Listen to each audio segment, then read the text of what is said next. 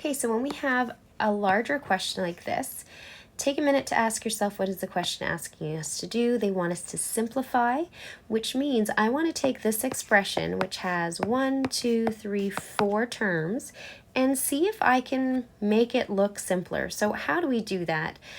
What I want to look out for are like terms or families. So I'm going to underline my x's to make it a bit easier. Now you could possibly do this in your head, saying I've got 3 x's and I'm taking away 2 x's, so I have 1 x left. What we often ask you to do for more complicated questions, though, is we do ask you to group your like terms, meaning I'm going to take this term and stick it beside the 3x, just so it's a little bit less mental work, mental math that I have to hold on to in my brain.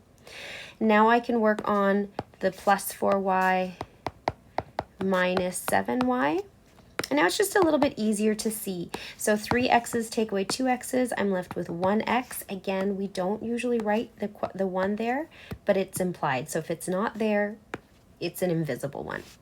For this, 4 y's take away 7 y's. If you're stuck because you're going into the negatives, just look at your integers. So 4 take away 7 is negative 3. If you're still struggling with that, I do have a video on adding and subtracting integers when you've got all those tricky negative signs, and I'll try to put a link to that below. All right, so this is as far as we can go, because like we said, we are only allowed to add and subtract like terms, which means I can't go any further. There's a little red stop sign there. Moving on to the next question now, we're going to do the same thing, and we're going to start by first maybe underlining all the different types of families or groups of like terms. I have x squareds. If you don't have different colors, you can always use different kind of types of underline. So that's what I'm going to do. So with the x squareds, I'm going to start by writing this one out, and sometimes I put a check mark above it just to remind myself that, hey, I've taken care of that term. I haven't forgotten it or left it behind. Let's give myself a bit more space. The next one is this one. I'm going to bring the 6x squared. And you have to remember that the sign that belongs to the 6x squared is that negative sign in front. So that's why I didn't put the positive. I brought it with its negative. The next one I'm going to do is the x's. We like to go in descending order of exponents, so highest exponents to lowest. My plus x, my plus 1, and my plus 2. And because I've checked them off, I can easily see I didn't leave any of these terms behind. So now, and again, if you need to underline, if that helps you visually, go for it. This will give me negative 4x squared. The next one will give me plus 4, just x, and plus 3. Okay, and again, we can't go any further. Why? Unlike terms. Last one, again, I pause it and try it if you're able to. We were saying that xy and yx are the same, so I can just flip these 2 letters and it means the same thing. And now it's easier to see that we've got negative 1, xy, we don't need that the 1, sorry, we do need the negative, but we don't need the 1. And so that's our answer there.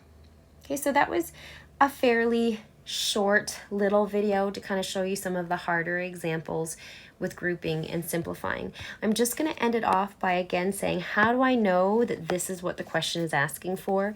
Well, when the question says simplify, you're doing whatever you can, any of the mathematical tools you learned, to take something more complex to something much simpler. So this went from 4 terms to 2.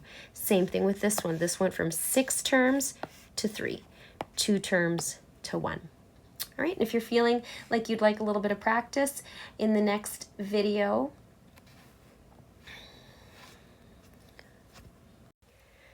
so if you're feeling like you would like a little bit of extra practice, you could try these 3 questions that I've got here. What I always say is try the first one and don't go on to the others yet.